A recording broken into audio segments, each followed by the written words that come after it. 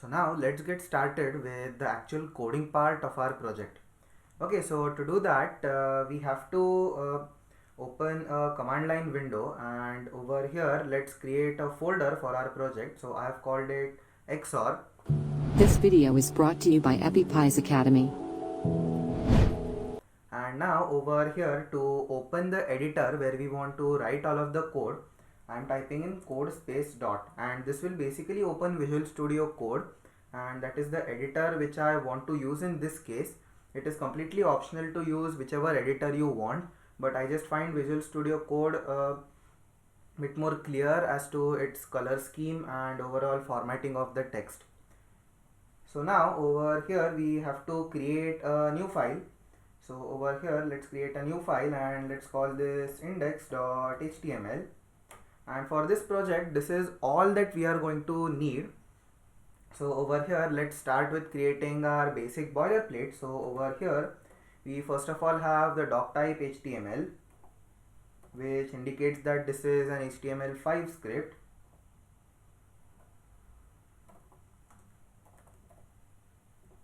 Okay, so we have doc type HTML over here.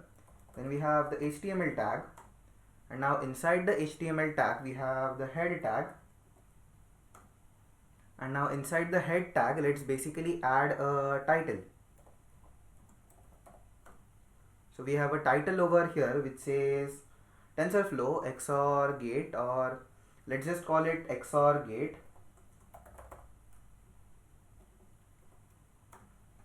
And now after the title we have to take in the main TensorFlow CDN file.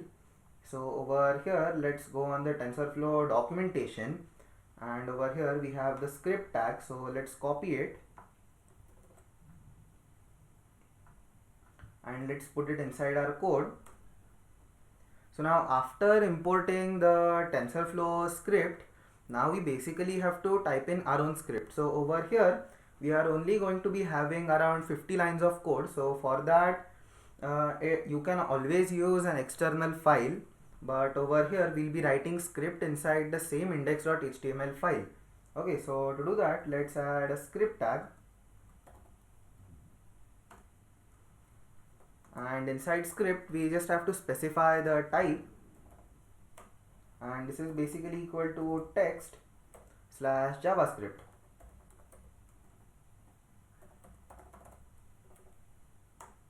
And now inside these tags we basically have to write in the script. So over here let's first create an asynchronous function. Okay, so we have an async function, and over here in the name let's call it start training, and this function will not be taking in any parameters, and as we want to call it later on, so that is the reason we are keeping it asynchronous. Okay, so now inside the function the very first thing which we have to do is declaring a model. So we have constant model, and this is basically a sequential model from TensorFlow, and sequentially in short means that it is an array of layers of neural networks. Okay, so over here you can simply go on stacking on neural networks, neural layers on top of one another, and that is what we are going to be doing shortly. So over here we have tf.sequential,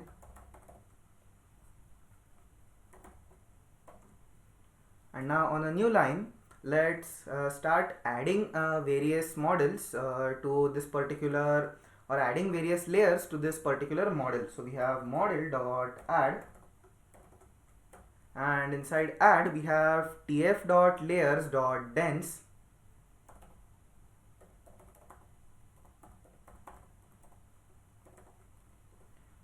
and now tf.layers.dense basically takes in some parameters. So over here we have a JSON object inside tf.layers.dense, and a JSON object always has a name and a value pair. Okay, so over here the first name and value pair is the number of units.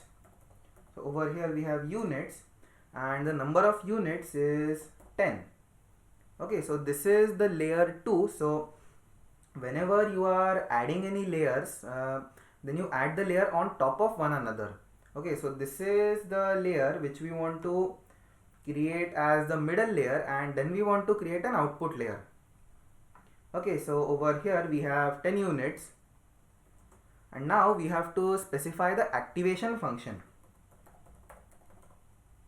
So for this particular project we are going to be using the sigmoid activation function, and after we run the entire program we'll be tweaking the activation functions and the optimizers a little bit. So we'll be using tanh activation function, and let's see how the results are. So over here we have the sigmoid activation function. So now let's recollect the equation of the sigmoid. So it is basically for any value x, the corresponding output value is 1 upon 1 plus e raised to minus x. Okay, and this thing basically gives you a value between -1 to 1, and it is fairly distributed, so that after 5 or 6 the value tends to be close to 1 and -1 on the negative side, so that you have those acting as asymptotes or points where the curve will basically meet that particular value is infinity. Okay, so then we have the activation function, and then we have to specify one more thing, which is the input shape. And this basically tells the number of units where the current layer will be connected to. Okay, so first of all let's simulate a simple XOR gate of 2 inputs. So we'll be having the input layer followed by 4 neurons as the second hidden layer, and then we'll have one neuron which will act as the output layer. Okay, so over here we have the input shape, and inside the input shape we have 2, because we are only giving in 2 inputs right now. Okay, so this is for the hidden layer. So now let's add another layer. So to do that, let's do model.add again.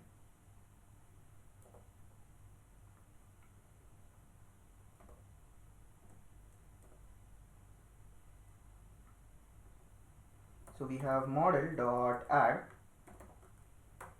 and over here we again have tf.layers.dense,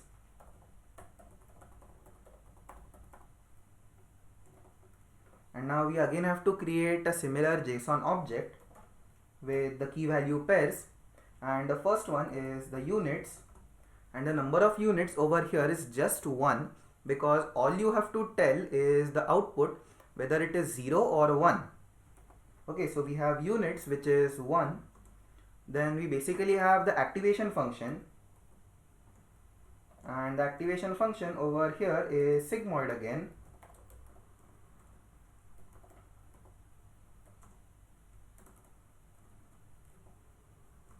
And then we have the input shape,